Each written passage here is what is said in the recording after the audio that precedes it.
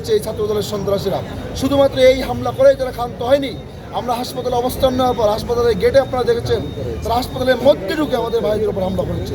বিপ্লবে এখানে গুলিবিদ্ধ হয়েছিল, তার গুলির জায়গায় এমন গুরুতর আঘাত করে সে অজ্ঞান হয়ে যায়। পরবর্তীতে আমরা তাকে নিয়ে আসি, আপনারা হসপিটালে আছে, প্রত্যেকটা কথা আপনারা ফ্যাক্ট চেক করতে পারবেন, সিসি ক্যামেরা চেক করতে পারবেন। আমাদের স্টেটমেন্টের ভিতরে আপনার বিন্দুমাত্র অসঙ্গতি পাবেন না। তাকে গুরুতর আহত করা হয়, এখানে আমরা তাকে বের করে নিয়ে আসার চেষ্টা করি। তাকে যখন দেখছি যে অজ্ঞান হয়ে পড়ে যাচ্ছে, আমি তাকে ধরার চেষ্টা করি।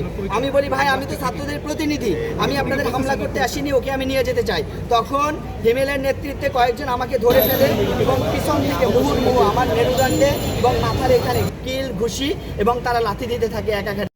রাস্তানা ভেঙে দাও, গুড়িয়ে দাও, ভেঙে দাও, গুড়িয়ে দাও, সমকামীদের রাস্তানা ভেঙে দাও, গুড়িয়ে দাও।